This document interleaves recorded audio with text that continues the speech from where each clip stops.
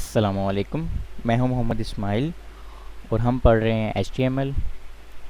पिछले दो लेक्चर्स में हमने HTML के टैग्स पढ़े थे और उसका स्ट्रक्चर पढ़ा था, और लास्ट लेक्चर में हमने हेडिंग्स को ज़्यादा एक्सप्लोर किया था। उसके अलावा हमने लाइन ब्रेक्स और हॉरिजॉन्टल लाइन और लिंक्स के बारे में एक नेक्स्ट एट्रीब्यूट को पढ़ा था। अब हम उससे आगे चलते हैं। अगला एलिमेंट है हमारे पास HTML प्री एलिमेंट। अच्छा, इसकी थ्योरी क्या है हम वो पढ़ लेते हैं थोड़ी सी। The HTML pre element defines pre-formatted text. The text inside a pre-element is displayed in a fixed width font, usually Courier, and it preserves both spaces and line breaks. इसके कहने का मतलब ये है कि प्री टैग के अंदर जो भी हम लिखेंगे वो हम जैसा भी लिखेंगे वो बिल्कुल एज टू एज हमें अपने ब्राउज़र में शो होगा। जैसे अगर हम इस फाइल को खोल लेते हैं एक दफ़ा, जैसे हम ये हेडिंग 1 और हेडिंग 2 के दरमियान में अगर 4 लाइनों का स्पेस दे देते हैं और यहाँ से रिफ़्रेश करके देखते हैं तो यहाँ पर कोई फ़र्क नहीं पड़ रहा। इस पैराग्राफ के अंदर हम 4 लाइनों का स्पेस दे देते हैं या फिर इसको थोड़ा सा आगे करके लिख लेते हैं तो भी यहाँ पर कोई भी फ़र्क नहीं पड़ रहा। अब ये फ़र्क डालने के लिए हमें प्री एलिमेंट इंट्रोड्यूस करवाया गया। उसका क्या काम है हम एग्ज़ाम्पल एक देख लेते हैं। एग्ज़ाम्पल ये है कि ये एक पोइम है। अब पोइम लिखने का एक तरीका होता है, उन्होंने अपना एक फॉर्मेट बनाया हुआ है। उन्होंने यहाँ से भी स्पेस छोड़नी है, यहाँ से भी स्पेस छोड़नी है, यहाँ से ज़्यादा स्पेस छोड़नी है। तो इसको अगर हमने लिखना हो तो हम क्या करेंगे, उसके लिए प्री एलिमेंट आ गया। अब प्री एलिमेंट हम लिखते हैं या हेडिंग्स के बाद ही लिख लेते हैं PRE और ये टैग बंद। अब इसके अंदर हम जिस भी फॉर्मेट में लिखेंगे, यानी कि ऐसे लिख लेते हैं this is first line of poem.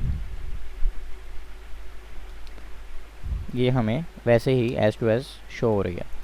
अब ये हमने यहाँ से स्पेस छोड़ी थी सॉरी, तो ये यहाँ पे स्पेस आ गया। हम यहाँ पे से अगर स्पेस ना छोड़ें तो ये स्पेस नहीं आएगी, और हम अगर यहाँ पे लाइन छोड़ दें तो यहाँ पे लाइन छोड़ जाएगी। ऐसे ही ये सारा फॉर्मेट से काम करते हैं। अब हम एक और लाइन लिखते हैं और ज़्यादा इसमें स्पेस दे देते हैं। This is second line of poem. अब हमने सेकंड लाइन लिख दी पोएम की, और ये अब देखते हैं इसको हम, ये देखें इसमें जितनी स्पेस दी थी उतनी आ गई। ये काम है प्री टैग का। अब हम इसको एज टू एज कॉपी करके Ctrl+C से और हम अपने कोड में लिखते हैं। Ctrl+V से पेस्ट हो जाएगा, और हम इसको फॉर्मेट कर लेते हैं कुछ इस तरह से, और इसको भी इस तरह से कर लेते हैं ताकि एक पैटर्न सा बन जाए। उसको रिफ़्रेश करते हैं तो ये देखेंगे हमारी पोइम आ गई। इसमें हम एक हेडिंग भी लिख सकते हैं। हम किसी भी टैग के अंदर कोई उसके फर्दर टैग्स नेस्ट भी कर सकते हैं, नेस्टिंग भी कर सकते हैं, यानी एक टैग के अंदर दूसरा टैग भी लगा सकते हैं।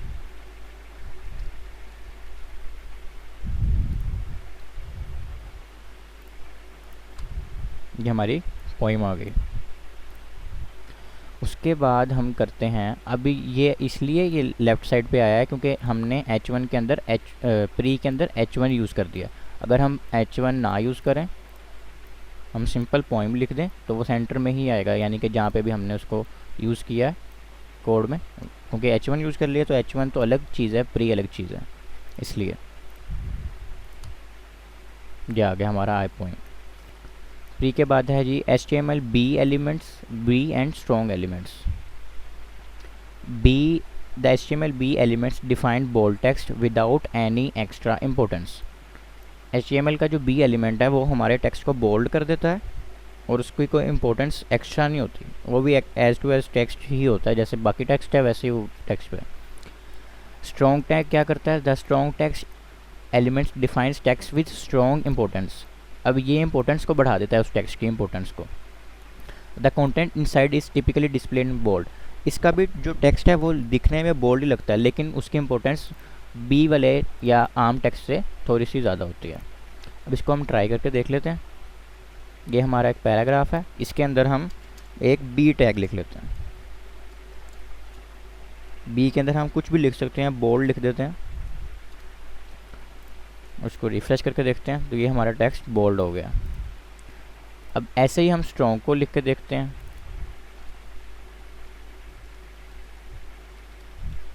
और इसके अंदर हम कुछ भी लिख देते हैं, ब्यूटीफुल लिख दिया मैंने, इसको हम रिफ्रेश करके देखते हैं तो ये भी बोल्ड हो गया। अब फ़र्क इनमें ये है कि जब अगर कोई साइट बनी होती है ब्लाइंड्स के लिए जो कि वर्बली होती है, यानी कि वो बिल्कुल पूरी वेबसाइट पढ़ के सुनाते हैं उसको, तो उसमें क्या होगा, वो बोल्ड को ऐसे ही पढ़ जाएगा और ब्यूटीफुल पढ़ने से पहले वो बताएगा कि ये इंपॉर्टेंट वर्ड है कोई, क्योंकि ये बोल्ड हुआ है, ये इंपॉर्टेंट वर्ड है।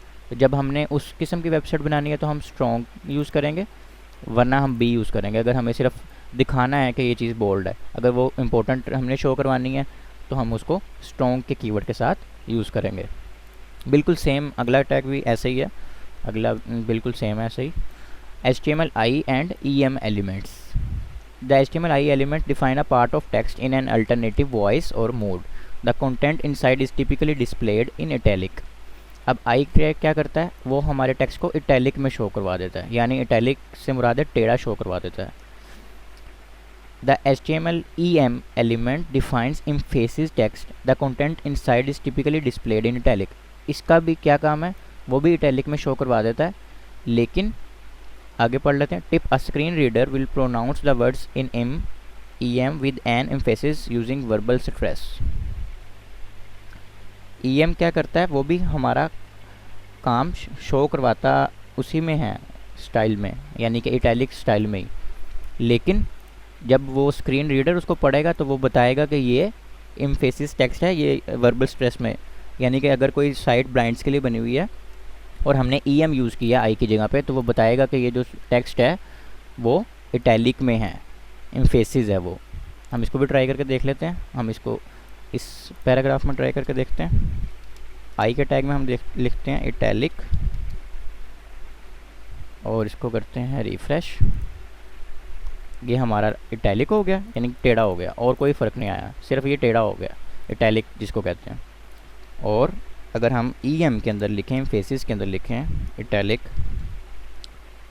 तो ये भी इटैलिक हो जाएगा। दोनों में कोई भी फ़र्क नहीं है, फ़र्क सिर्फ इतना है, अगर कोई वेबसाइट ब्लाइंड्स के लिए बनी है और हम उसका वॉइस ओवर करते हैं, यानी कि वो हमें पढ़ के सुनाएगा पूरी वेबसाइट को, तो वो बताएगा कि ये टेक्स्ट एम्फेसिस है जो कि EM के अंदर लिखा होगा। आई के टैग को वो सिंपल पढ़ जाएगा, ऐसे ही बोल्ड में वो बी वाले टैग को सारा पढ़ जाएगा, लेकिन ब्यूटीफुल वाले पे क्योंकि हमने स्ट्रॉन्ग यूज़ किया है इसलिए वो बताएगा कि ये इंपॉर्टेंट टेक्स्ट है।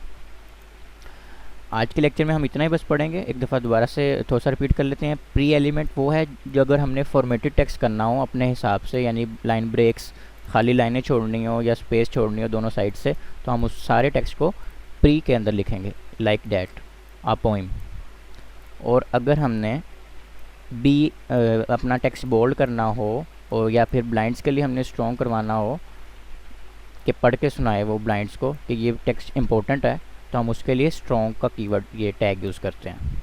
ऐसे ही इटैलिक के लिए आई, और अगर हमने ब्लाइंड्स के लिए बताना है कि ये टेक्स्ट एम्फेसिस है तो हमने EM का टैग यूज़ करना है।